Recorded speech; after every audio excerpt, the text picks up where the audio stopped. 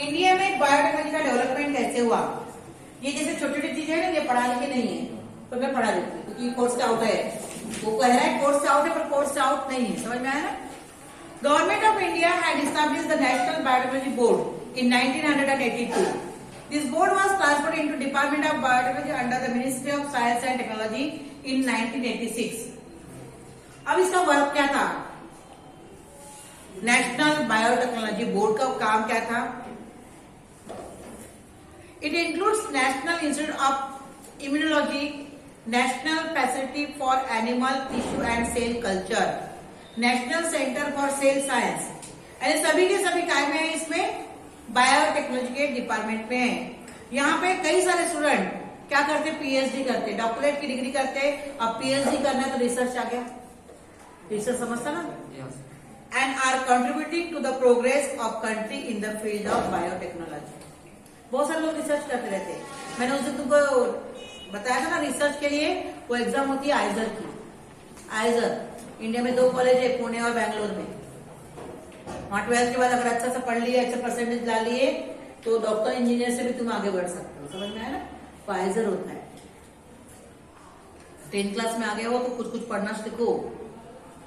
सब लोग 12वीं कर रहे हैं, अपन 12वीं कर रहे हैं, वो तो ठीक है, 12वीं तो करना ही पड़ेगा ना, पर पढ़ना भी पड़ेगा। कमर्शियल एप्लीकेशन ऑफ बायोटेक्नोलॉजी, व्यापारिक वे में इसका उपयोग। Crop biotechnology is use in agriculture field to improve the yield and variety. Agriculture field में क्रॉप बायोटेक्नोलॉजी का यूज करते हैं, काय के लिए? हायर यील्डिंग के लिए और क्रॉप के वेराइटी को इम्प्रूव करने के लिए। इम्प्रूवमेंट तुम्हारे में भी हो सकता है ना? पढ़ोगे अच्छा, लिखोगे अच्छा तो अच्छे से इम्प्रूवमेंट हो जाएगा। पर जिसको पढ़ना ही नहीं तो उसका इम्प्रूवमेंट होगा क्या? नहीं। पेरेंट्स क्या करेंगे? बेटा स्कूल जा, बेटा मोबाइल ले, बोलेंगे ना? पर इम्प्रूवमेंट अपने को करना है। Hybrid seed, genes of 2 different crops are recombined to form hybrid of various crops. This is especially useful for fruits. दो प्रकार के वेराइटीज को के जीन्स को आपस में म्यूटेशन किया जाता है और एक तीसरे प्रकार की वेराइटी बनती है, वो स्पेशली काय में यूज आती है? फ्रूट्स में। समझ में आ गया? देन जेनेटिकली मॉडिफाइड क्रॉप्स, अब जीन्स के द्वारा क्रॉप बनाए जाते हैं, मॉडिफाइड किए जाते हैं, यानी कमजोर है तो उसको, यानी कम यील्डिंग वाले हैं जिनको हायर यील्डिंग का बनाया जाता है। Crops develop with desired characters by integrating foreign gene with their genome are called genetically modified crops. अब क्रॉप डेवलप करना है अपने डिजायर के अनुसार, डिजायर है अपनी इच्छा, डिजायर है इच्छा, है ना? तो अपने इच्छा अनुसार क्रॉप को डेवलप करना है कि क्रॉप वाटर रेजिस्टेंस है, डिसीज रेजिस्टेंस है, इस टाइप का उसके रेजिस्टेंस पावर ज्यादा बढ़ाना है। तो इस प्रकार से दूसरे क्रॉप में का जीन और इसका जीनोम लास्ट से पढ़े तुमने, मटर की फल्ली वाला, क्या है मटर की फल्ली वाला? पेरेंट सेल, मैंने पढ़ाई थी अपने 9th में।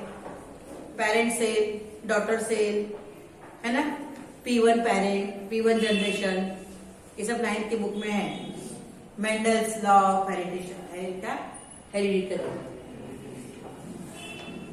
तो 2 जीनोम आपस में मिलाते हैं और एक तीसरा हायर यील्डिंग वाला बन जाता है। तो जो तीसरा बनेगा, जेनेटिकली मॉडिफाइड तीसरा जो बनेगा, उसकी प्रॉपर्टीज क्या होगी, उसके कैरेक्टर्स क्या होंगे कि वो हायर यील्डिंग वाला वेराइटीज होगा with resistance to disease, higher yielding में देगा और डिसीज रेजिस्टेंस भी रहेगा, उसको किसी प्रकार की डिसीज होगी नहीं।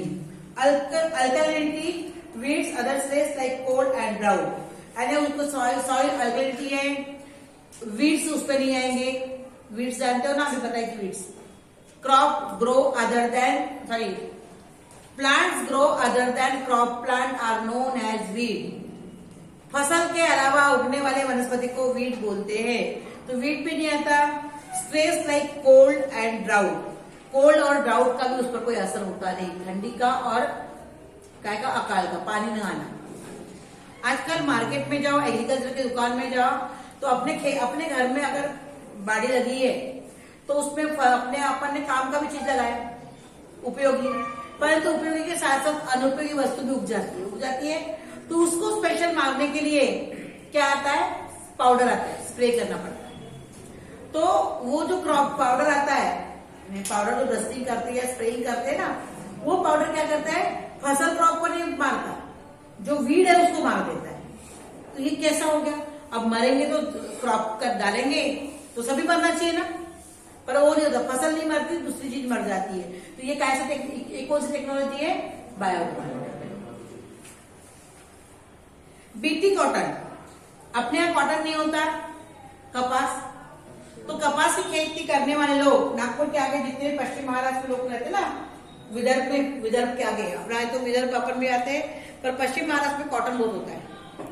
यवतमाळ अकोला जिले में बहुत ज्यादा कॉटन कपास की खेती करते लोग, है ना। नागपुर के आगे तो पूरा कपास रहता है खेतों में, तो वहां एक कपास की वेराइटी है जिसका नाम है बीटी कॉटन, बहुत कॉमन है बीटी कॉटन। अब बीटी कॉटन क्या है, ये कॉटन नहीं था, कॉटन तो नॉर्मली था, पर बीटी कॉटन एक वेराइटी है। A gene had been isolated from the bacterium Bacillus thuringiensis and integrated with the gene of cotton. Due to this, the toxin which is fatal for bollworm was produced in leaves and balls of cotton. If bollworm feed on leaves, the toxin destroys its alimentary canal and the bollworm dies. अब BT cotton क्या है, BT cotton एक cotton की variety है, hybrid variety है। कैसी बनाई गई है, a gene had been isolated from the bacterium Bacillus thuringiensis। तो अगर बैसिलस thuringiensis आ गया, बीटी आ गया, वो बीटी आ गया ना, तो ये बैक्टीरिया बीटी जो था इसको इंटीग्रेट किया गया था जीन ऑफ कॉटन में, उसको लेके जीन ऑफ कॉटन में बायोटेक्नोलॉजी की मदद से उसके अंदर डाला गया, समझ में आ गया, कॉटन में।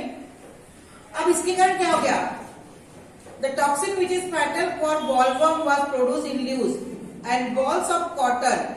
अब कॉटन के अंदर ये बैक्टीरिया को डाल दिया तो कॉटन के प्लांट के ऊपर बॉलवर्म आते हैं, तो बॉलवर्म एक इंसेक्ट है, तो वो क्या करता था, कॉटन की यूजफुली खा लेता था, और बॉल्स को बॉल ऑफ कॉटन और bollworm was produce in leaves and bolls of cotton.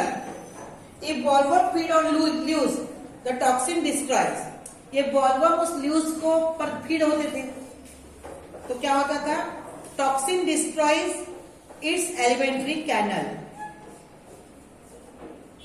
Cotton की वेराइटी में बीटी यानी बैक्टीरिया को इंजेक्ट कर दिया, किसको, बैक्टीरिया को इंजेक्ट करने से क्या हुआ, कॉटन की ओरिजिनल वेराइटी, समझ में आ गया, मैं दिख रही हूँ, कॉटन की ओरिजिनल वेराइटी है, उसके अंदर क्या डाला, बीटी को डाला। बीटी यानी कौन है, बैक्टीरिया, बैसिलस thuringiensis, ठीक है, इसको उसके अंदर इंटीग्रेट किया। अब जब एक कॉटन का प्लांट ग्रो हो रहा है तो उसकी लीव्स पर कौन आ रहे हैं, bollworm. Bollworm was produce in leaves and bolls of cotton. Bollworm भी आता है और बॉल्स, कॉटन के बॉल्स भी आते हैं, और ये बॉलवर्म जो है वो कैसे फीड करता है, लीव्स ऑफ कॉटन। काय पर फीड करता है वो, लीव्स ऑफ कॉटन। तो जब कॉटन के लीव्स में को फीड करता है तो जो टॉक्सिन रहता है, टॉक्सिन एक प्रकार का जहर बोल दो, क्या, जो अपने को आवश्यक, अपने को जो पचता नहीं वो टॉक्सिन है ना। टॉक्सिन जो होता है किसके अंदर का, लीव्स के अंदर का, वो उस बॉलवर्म के कहां पे जाता है, एलिमेंट्री कैनल में। अब जो टॉक्सिन उसके एलिमेंट्री कैनल में गया लीव्स में का, तो उसकी क्या हो जाती है, डेथ। और कॉटन के बॉल्स क्या होते हैं, अच्छे ग्रो होते हैं। समझ में आ गया, समझ में आ गया अभी। एंड द बॉलवर्म डाइज, इसीलिए उसका नाम हो गया बीटी कॉटन। उस प्लांट का नाम क्यों बीटी कॉटन, कॉटन की वेराइटी का नाम क्या हो गया, बीटी कॉटन। बीटी कॉटन में उसके अंदर बैसिलस thuringiensis ये बैक्टीरिया पाया जाता है। It destroys the bollworm from ball of cotton and increase the growth of cotton plant. समझ में आ गया? ये बॉलवर्म करता है कैसा, उसके एलिमेंटेड फॉर्म में टॉक्सिन चला जाता है और उसकी डेथ हो जाती है। Then BT brinjal,